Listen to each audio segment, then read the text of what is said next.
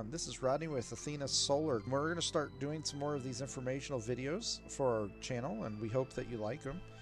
Please like and subscribe, and that'll help our channel out and be able to get more of these videos out to you guys and get the information that people are looking for.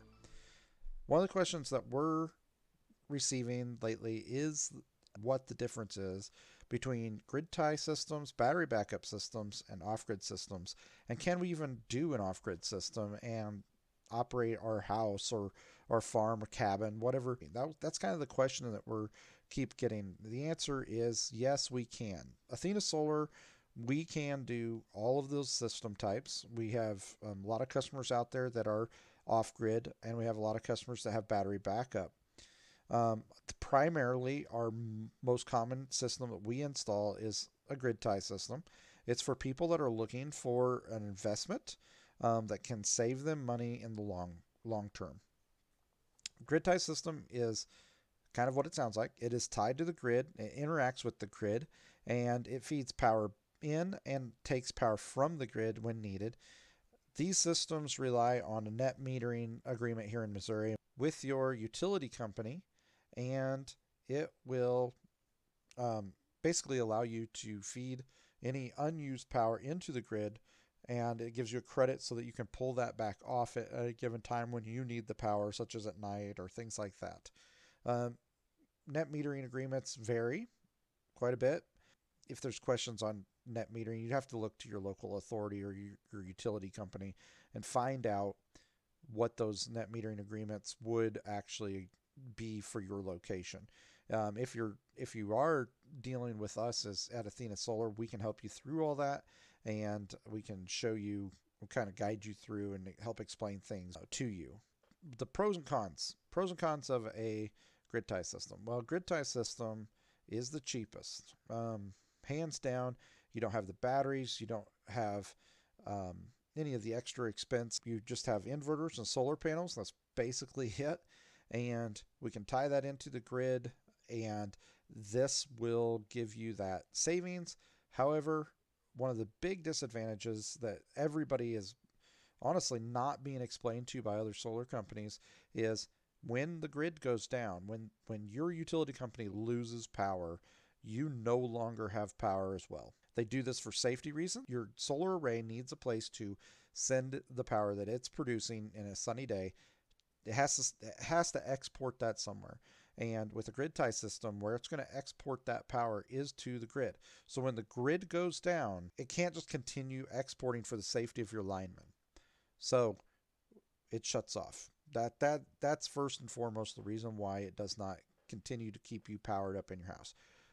The other reason it doesn't is, let's say you do have some kind of automatic transfer switch or something that would switch that from exporting to your grid. Well, the power still has to go somewhere, and it cannot take that power and just keep shoving it to your house. It doesn't have any place to go.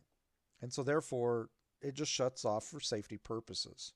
Now, with that said, that leads us into battery backup systems. If you have battery backup, then though solar does have a automatic transfer switch, and it will switch over to your battery backup.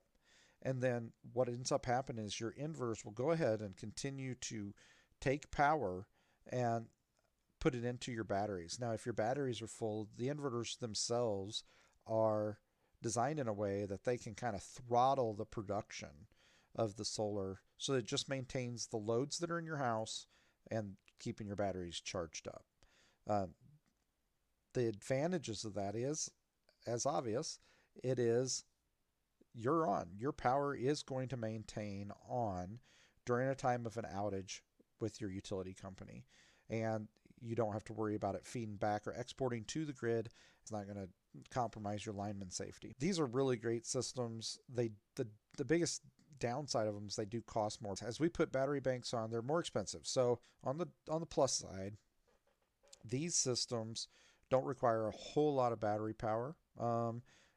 If you're just looking for an hour of being the grid's down or a couple hours of the grid being down, then we can size those battery banks to those smaller sizes. It doesn't cost you a fortune. It does give you a little backup, and therefore you can get that peace of mind that leads in, we're going to lead into an off-grid system. Off-grid, now this is what I would call the Cadillac of all solar arrays. Off-grid systems, we can give you enough battery power to maintain whatever kind of house load you have, and then we can size your solar big enough that it would charge the battery bank and meet your loads at the same time. Now, when we get into off-grid, I highly recommend having a secondary source. I don't install anything without a backup generator. Just need that to maintain that security that your batteries will always go up.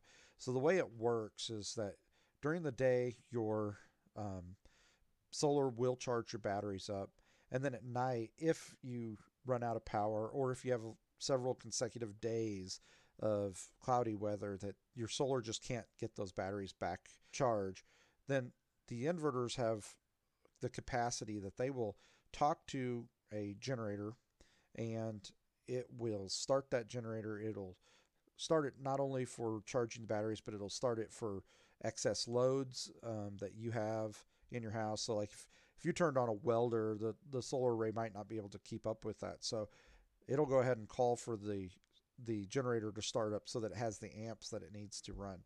But most of the time, it's just start that generator, charge the batteries up, shut that generator back down. It does that. It's fully automated.